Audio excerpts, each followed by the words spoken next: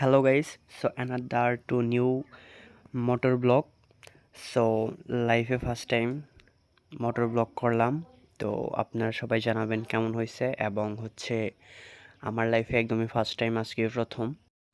তো এই motor blogging করার ইচ্ছাটা ছিল আমার অনেক আগে থেকেই, বাট ইচ্ছাটা কিছুদিন আগেই পূরণ হলো, কারণ আমার বাইক ছিল না। তারপর মোটর ব্লগিং করার জন্য হেলমেট, তারপর যা যা ইত্যাদি লাগে তো ছিল না।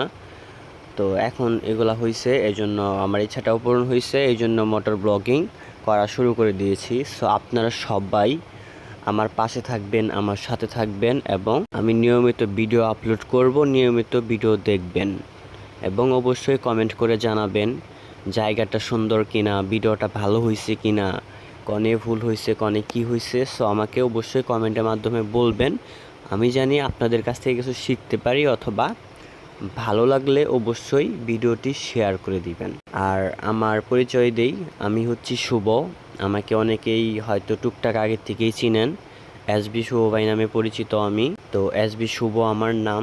আমি টিকটক করতাম, তো এখন মেবি টিকটক করা হয় না, এবং ফেসবুকে ব্লগিং ভিডিও শুরু করেছি। সো আপনার সবাই পাশে থাকলে আমি নিয়মিত ব্লগিং ভিডিও আপলোড করব।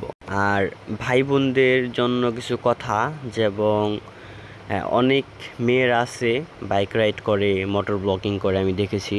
তো অনেক ছেলেরা তো অ্যাভেলেবেল, তো তাদের জন্য কিছু কথা।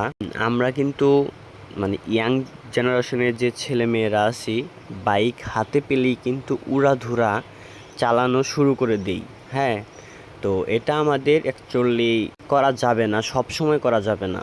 যেমন সোজা একদম রাস্তা, কোনো ঝামেলা নাই, কোনো লোকজন নেই, গাড়ি অতটা নেই, তখন রাফ গাড়ি চালানো মোটামুটি যায়, কিন্তু তারপরেও ঠিক না। তারপরেও যদি কোনো ইমার্জেন্সি কাজ থাকে তারপরেও ঠিক আছে তখন। কিন্তু আমাদের কিছু রুলস নিয়ম এগুলো কিন্তু অবশ্যই মানতে হবে। যেমন সোজা রাস্তার মোড় থাকে, কিন্তু রাস্তায় অবশ্যই কিন্তু মোড় থাকে। তো ওই মোড়টা, আঁকা বাঁকা যে মোড়টা থাকে, ওটা আমাদের অবশ্যই খেয়াল রাখতে হবে, এবং গাড়িটা তখনই স্লো করতে হবে। তারপর ওই ভিড় থাকে রাস্তায়, তখন কিন্তু আমাদের ব্রেক করতে হবে, ব্রেক করে ধীরে ধীরে ভিড়টা পাড়ি দিতে হবে, না হলে একটি দুর্ঘটনা ঘটে যেতে পারে। এবং বাজার, যে কোনো বাজার হোক, বাজারে কিন্তু প্রচুর পরিমাণে লোকজন থাকে। তো তখন কিন্তু আমাদের বাজারটা একদম ধীরে ধীরে যেতে হবে, কারণ যে কোনো সময় একটা লোক সামনে এসে যেতে পারে, অথবা যে কোনো একটা গাড়ি ঘুরিয়ে ফেলতে পারে। তো বাজারে কিন্তু অবশ্যই অনেক লোকজন থাকে, সেগুলোও কিন্তু আমাদের খেয়াল রাখতে হবে। এবং সাইনবোর্ড দেওয়া থাকে প্রত্যেকটা রাস্তায়, যেইখানে বিপদজনক রাস্তা, অথবা এইখানে এত গতি গাড়ি টানা যাবে। তো এইগুলোও কিন্তু আমাদের খেয়াল রাখতে হবে।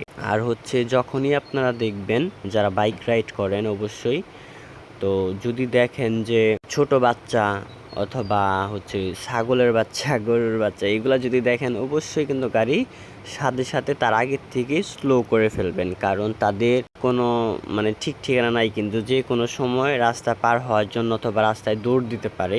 তো এটা কিন্তু অবশ্যই মাথায় খেয়াল রাখতে হবে, না হলে একটি দুর্ঘটনা ঘটে যেতে পারে। কারণ একটি দুর্ঘটনা সারা জীবনের কান্না, এটা কিন্তু অবশ্যই মাথায় রাখতে হবে। তাই আমাদের সতর্ক হয়ে বাইক রাইড করতে হবে।